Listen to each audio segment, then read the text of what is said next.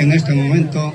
a toda a xente daqui que se esforza para a facer cada ano o millor que pode toda esta ruta dos fornos para gusto deles, voso e de todos os que queiran vir.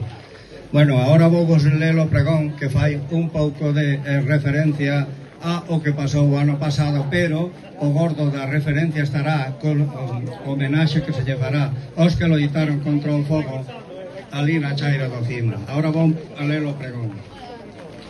Dice: hoxe na ruta dos fornos do pobo de Celavente queremos deixar patente cos povos do noso contorno que nunca fomos adorno de ninguén, porque latente é noso sentir valente duro, cual pau de piorno,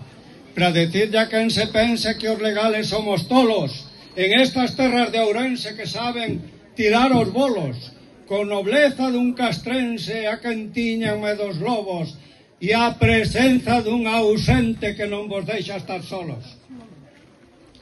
Quero deixar ben sentado que non digo nada novo, xa que a grandeza dun pobo con todos os do seu lado é defender, codo a codo, o que nos foi regalado, aunque a maldade ten todo parece ben amañado.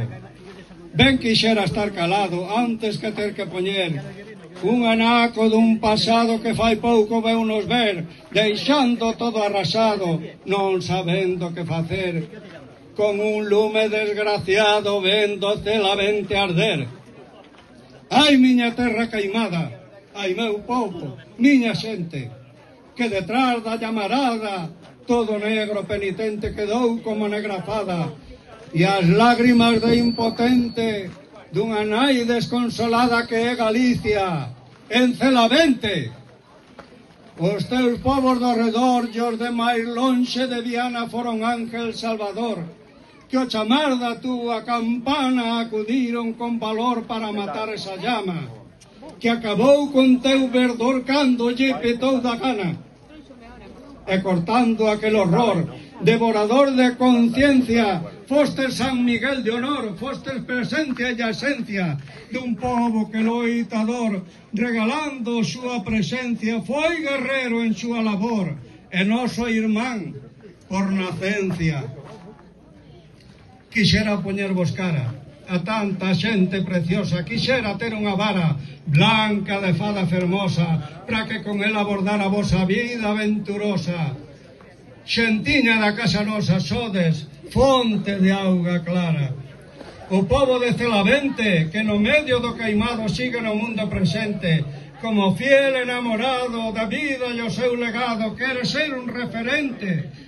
para quen cometa en pecado queimando a todo viviente, esforzándose os do povo e os dos povos que viñeron,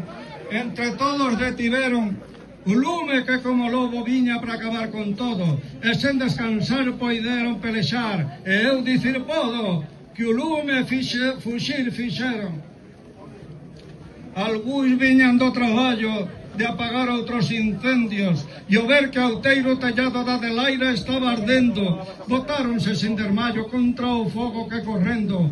con velocidade un rayo iba seu povo comendo. A Petín tamén as grazas lle quere dar Celavente, por acoller en súas casas sempre moi humanamente, a quen dun fogar con brasas os sacaron de repente, con as forzas ben escasas que o peligro era inminente.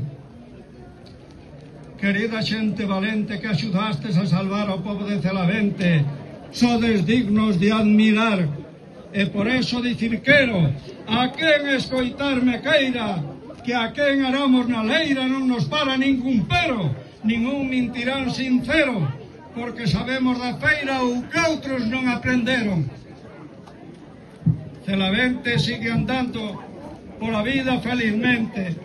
e seguirei ben rimando con meu corazón latente, con un ¡Viva Celavente!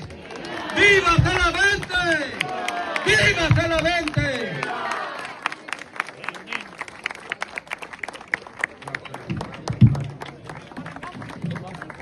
Muchísimas gracias, Juan Corso, nuestro bardo local, que hizo 1000 kilómetros para llegar a Puse, acompañarnos por todos los años.